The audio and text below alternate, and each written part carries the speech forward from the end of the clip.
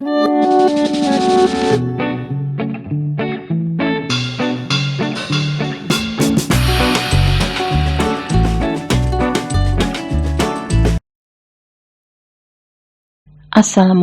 semuanya.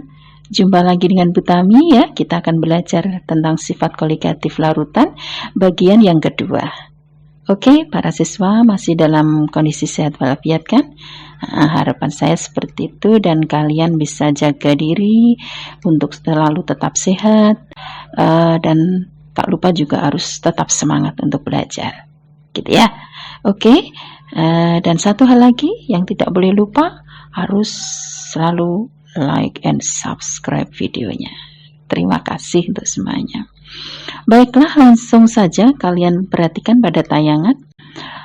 Di situ kita akan mempelajari sifat koligatif yang ketiga, yaitu penurunan titik beku larutan yang dilambangkan dengan delta TF.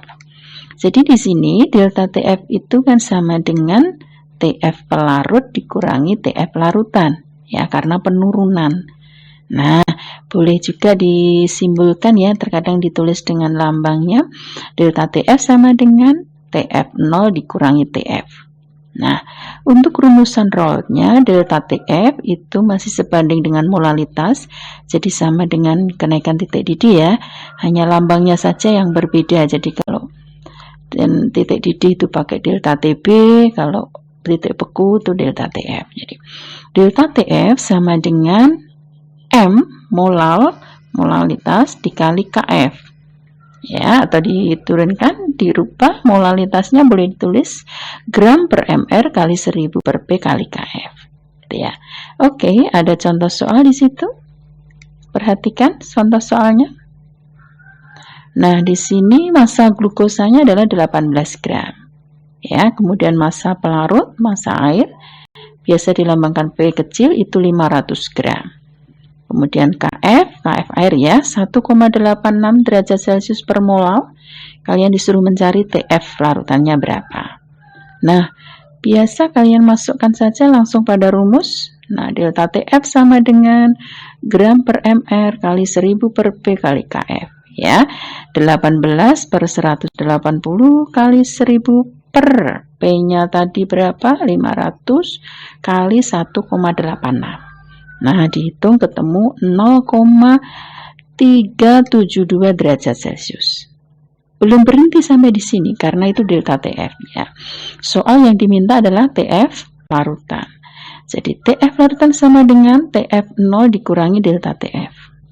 Berapa titik beku pelarut air? Nah, tidak diketahui soal tapi harus tahu, yaitu 0 derajat Celcius ya dikurangi 0,372, jadi TF larutannya min 0,372 derajat Celcius. Ya, biasanya kalau pelarutnya air maka titik beku larutan itu minus ya, min ya, di bawah 0. Para siswa, selanjutnya adalah tekanan osmotik ya, atau tekanan osmosa juga boleh dilambangkan pakai pi. Sebenarnya osmosis itu apa tuh? Ya, osmosis atau osmosa itu adalah peristiwa perpindahan molekul pelarut dari larutan yang encer ke larutan yang lebih pekat. Nah, kemudian tekanan yang digunakan untuk menghentikan perpindahan ini itu dinamakan sebagai tekanan osmotik larutan. Lambangnya adalah pi. Nah, berdasarkan rumusan Rolle, P itu sama dengan M kali R kali T. M-nya adalah molaritas ya, boleh diubah jadi mol per liter, N per V kali R kali T. Molnya sendiri kan sudah gram per mr. Ya, jadi rumusan itu bisa diturunkan gram per mr kali V kali R kali T. Nah, ingat, P-nya adalah tekanan osmotik, itu satuannya ATM, itu maksudnya atmosfer. Kemudian M-nya molaritas, lambangnya M ya, satuannya M, molar, boleh juga ditulis mol per liter. Kemudian R itu tetapan gas ideal 0,082 ya. Nanti terkadang soal tidak diketahui, tapi kalian juga harus ingat bahwa tetapan gas ideal besarnya 0,082 ya. Kemudian T-nya, T besar itu adalah suhu mutlak dalam satuan Kelvin. Ingat ya, 0 derajat Celcius sama dengan 273 Kelvin. Lalu V-nya adalah volume di sini dalam satuan liter. Nah, perhatikan lagi ada contoh soal di situ. Massa glukosanya 3,6 gram, volumenya 500 ml, berarti harus diubah ke liter, 0,5 liter ya. T-nya juga harus diubah ke Kelvin, jadi 27 ditambah 273, 300 Kelvin. Nah, masukkan ke rumus, nah, lakukan perhitungan, maka diperoleh P itu sama dengan 0,984 atm atau atmosfer. Baiklah, selanjutnya adalah kita pelajari sifat koligatif untuk larutan elektrolit. Masih ingat ya dengan jenis-jenis larutan elektrolit yang termasuk kelompok larutan elektrolit? Ada asam, ada basa, ada garam. Ya, sedikit itu di tayangan ada contoh, ada HCl, H2SO4. Ya, kalian bisalah nanti menentukan lagi ya atau mencari lagi beberapa contoh larutan elektrolit. Baiklah, di sifat koligatif yang larutan elektrolit ini agak berbeda dengan yang non-elektrolit ya. Jadi kalau yang elektrolit itu dipengaruhi oleh faktor Van Hoff, lambangnya I, di mana rumusnya I adalah 1 plus N-1 kali alfa. Nah, N-nya itu jumlah ion yang dihasilkan saat ionisasi ya. Kemudian alfa itu adalah derajat ionisasi.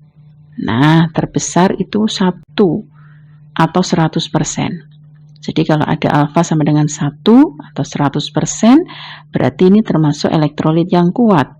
Ya, jadi semuanya terionisasi. Nah, atau kadang dalam soal harga alfa tidak diketahui, maka itu dianggap sebagai elektrolit yang kuat. Alfanya sama dengan 1. Oke, perhatikan sekarang perbedaan sifat koligatif larutan elektrolit dan non-elektrolit. Ya. Nah, kalian perhatikan coba, apa perbedaan keduanya? Nah, dari tayangan itu, dari rumusan rollnya, kalian bisa tahu bahwa perbedaan sifat koligatif larutan elektrolit dan non-elektrolit yaitu ada di faktor I pada sifat koligatif larutan elektrolit. Gitu ya. Nah, para siswa yang saya sayangi, sekarang perhatikan lagi contoh soal berikut ini ya. Sebanyak 5,85 gram NaCl, MR-nya 58,5 dilarutkan dalam 100 gram air. Hitunglah A titik didih larutan, B titik beku larutan. Diketahui Kb airnya 0,52 dan Kf airnya 1,86.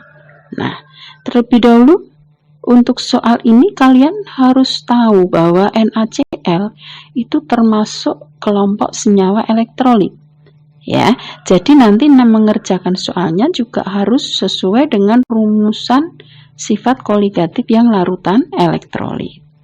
Baiklah, terlebih dahulu NaCl kita ionisasi, itu akan menjadi Na plus ditambah Cl-. Ada berapa ion yang dihasilkan? 2 ya, jadi N-nya 2. Nah, ini biasa dikenal dengan larutan biner. Jadi kalau N-nya 2 itu biner, N-nya 3 itu terner, begitu ya. Kalau N-nya 4 itu kuarterner, dan seterusnya. Setelah itu kita cari I, ya, faktor Van Hoff. I sama dengan 1 plus N-1 kali alfa. 1 plus N-nya 2 dikurangi 1, alfanya dianggap 1 karena tidak diketahui soalnya, berarti ini elektrolit kuat. Kemudian dihitung, ketemunya 2. Nah, baik, lanjut ke titik didih larutan dulu. Rumusnya delta TB sama ya seperti yang kemarin, dikalikan dengan I. Nah, akhirnya diperoleh hasil terakhir di situ 101,04 derajat Celcius. Baiklah, untuk yang titik beku larutan tentunya kalian bisa kerjakan sendiri. Ya, silakan ditulis di buku tugasnya untuk latihan soal. Nah, terapkan dengan rumusan-rumusan yang tadi.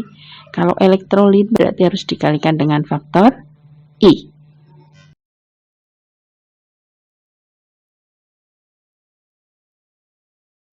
Demikian para siswa, sudah kita pelajari hari ini tentang sifat koligatif, larutan elektrolit, dan juga lanjutan dari yang non-elektrolit kemarin ya. Silahkan untuk selalu latihan soal agar lancar dalam menyelesaikan soal. Oke, selamat belajar, semoga bermanfaat, dan jumpa lagi pada video berikutnya. Assalamualaikum warahmatullahi wabarakatuh.